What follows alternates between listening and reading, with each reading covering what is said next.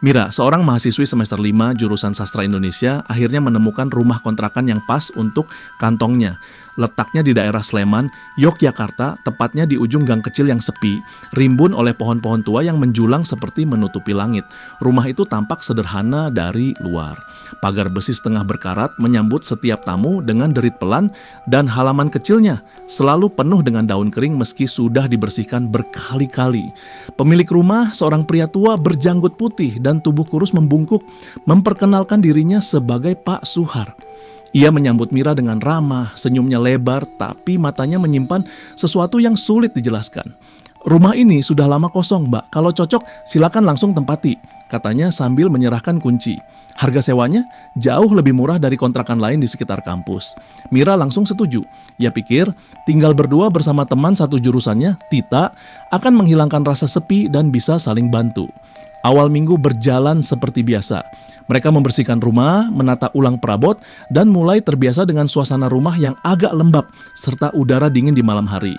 Terkadang ada suara tikus dari plafon atau angin yang masuk lewat celah jendela tua, tapi tak ada yang terasa aneh. Namun baru 4 hari tinggal, Tita tiba-tiba memutuskan untuk pindah. Tanpa alasan yang jelas, ia hanya mengatakan dapat kamar kos yang lebih dekat dan lebih terang. "Ah, kamu penakut banget. Rumah ini cuma butuh sedikit cahaya," tawa Mira. Tita cuma tersenyum lemah, tapi saat pamit ia sempat berbisik, "Kalau kamu dengar suara di malam hari, jangan keluar kamar ya, Mir." Setelah kepergian Tita, suasana rumah jadi benar-benar sunyi. Mira mencoba menyesuaikan diri. Ia menyibukkan diri dengan tugas kuliah, menonton film atau video call dengan pacarnya. Tapi sejak malam kelima, ada satu hal yang mulai mengganggu. Setiap tengah malam, tepat pukul 1.13, Mira mendengar suara langkah di lorong. Awalnya ia pikir itu suara tikus besar. Tapi langkah itu terlalu berat dan berirama seperti seseorang yang berjalan bolak-balik. Tok, tok, tok. Langkah lambat dan berat kadang berhenti tepat di depan pintu kamarnya. Tapi saat Mira membuka pintu, tidak ada siapa-siapa. Ia mencoba mengabaikannya, menyalakan musik pelan, tidur lebih cepat, atau menyalakan lampu kamar sepanjang malam. Tapi suara itu tetap datang, selalu di waktu yang sama. Hingga suatu malam, suara itu berubah. Bukan lagi langkah, tapi suara ketukan. Dari pintu belakang rumah, tok-tok. Mira menahan napas. Ia yakin sudah mengunci semua pintu. Dengan senter ponsel, ia menyusuri lorong gelap. Setiap langkahnya terasa berat. Saat ia sampai di dapur, pintu belakang masih tertutup rapat. Tapi saat ia berbalik, ketukan itu terdengar lagi. Kali ini dari dalam kamar mandi, tok-tok. Jantung Mira berdetak kencang. Ia memaksakan diri berpikir logis. Enggak, ini cuma tikus atau suara tetangga. Namun malam itu Mira tidur dengan lampu menyala dan pintu kamar dikunci rapat. Malam ke-6, hujan turun sejak sore. Listrik sempat padam beberapa menit. Mira baru saja selesai mengerjakan tugas dan merasa kepalanya berat. Ia berjalan ke kamar mandi untuk mencuci muka. Suara air dari wastafel menyamarkan suara di luar. Tapi saat ia menatap cermin, ada sosok lain berdiri di belakangnya, perempuan tua, rambut panjang acak-acakan, kulit wajahnya pucat kebiruan, matanya tidak berkedip dan mulutnya bergerak cepat seperti orang sedang berbicara tapi tak ada suara yang keluar. Mira membeku, ia tak bisa bergerak. Saat sosok itu mengangkat tangannya dan menunjuk langsung ke matanya sendiri, Mira menjerit lalu pingsan di tempat. Mira terbangun pagi hari di lantai kamar mandi, tubuhnya gemetar. Ia langsung mencoba menghubungi Tita, tapi sinyal buruk. Akhirnya ia memutuskan menemui langsung Pak Suhar, pemilik rumah. Saat Mira menceritakan semua kejadian, suara langkah, ketukan, sosok di cermin, Pak Suhar terdiam lama, lalu menghela napas dalam. "Wah, biasanya yang nyapa cuma anak kecilnya, Mbak. Ini ibunya ikut juga ya." Ucapan itu seperti tamparan dingin. Maksudnya, rumah ini ada penghuni lain? Pak Suhar mengangguk pelan. Keluarga terakhir yang tinggal di sana meninggal dalam kecelakaan.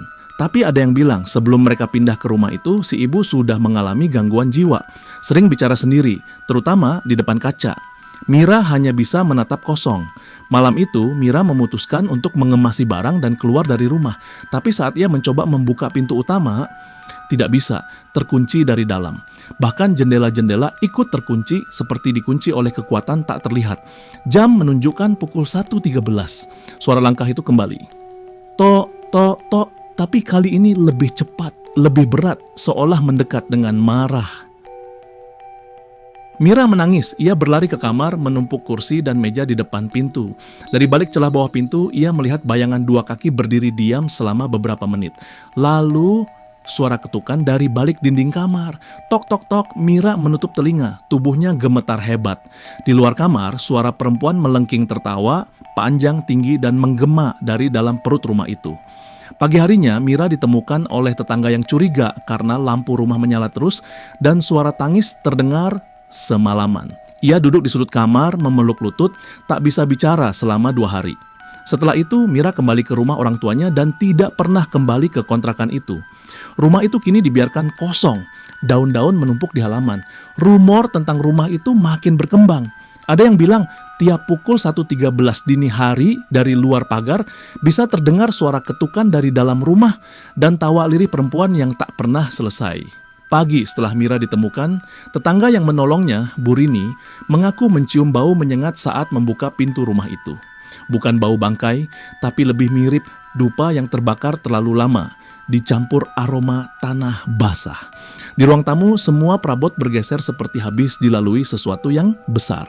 Namun yang paling membuatnya merinding adalah dinding kamar Mira, penuh coretan samar seperti bekas tangan. Tangan kecil dan tangan besar, berlapis-lapis, saling menindih. Sore harinya Pak Suhar datang untuk memeriksa rumah, tapi ia hanya berdiri di teras, tidak masuk.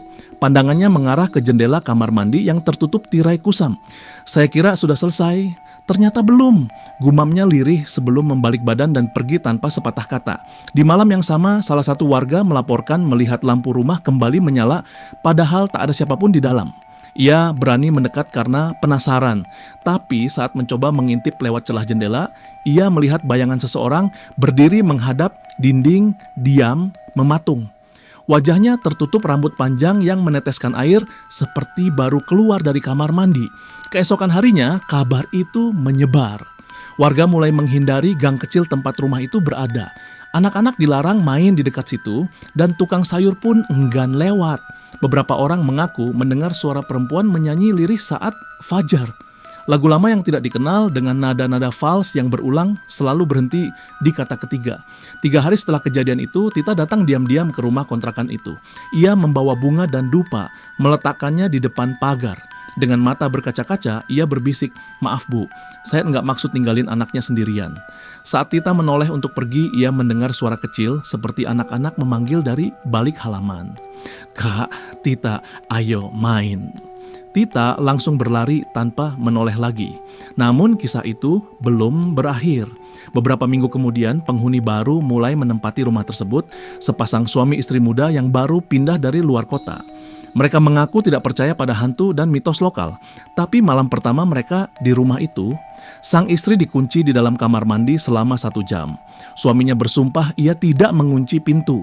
Saat akhirnya berhasil membukanya, istrinya duduk di lantai sambil menatap cermin berbisik pelan. Dia tunjukin sesuatu. Matanya, semua yang pernah dia lihat. Dan sejak itu, setiap pukul 1.13 dini hari, suara ketukan tak lagi hanya terdengar dari dalam rumah, tapi juga dari balik cermin. Seminggu setelah pasangan muda itu pindah, mereka meninggalkan rumah tersebut tanpa pamit. Semua barang ditinggalkan begitu saja, termasuk dompet dan ponsel mereka. Tetangga yang penasaran mengintip ke dalam mendapati cermin kamar mandi telah retak membentuk pola seperti mata terbuka. Pak Suhar yang kembali dimintai keterangan hanya menjawab dengan 1 kalimat. Dia belum selesai mencari. Kini, rumah kontrakan itu dikenal sebagai Rumah 1.13. Tak ada yang berani menyebut alamat lengkapnya, hanya disebut dalam bisik-bisik sebagai rumah yang menyimpan waktu sendiri, waktu yang tidak berjalan maju, tapi melingkar seperti cermin yang tak pernah lupa. Dan konon, siapapun yang menatap cermin itu terlalu lama, akan mulai mendengar suara ketukan dari belakang kepala mereka sendiri. Kalau kamu suka konten seperti ini, bantu dukung channel ini dengan like, komen, dan subscribe. Sekarang, siapkan dirimu, matikan lampu, dan dengarkan baik-baik karena suara ketukan itu bisa datang dari mana saja.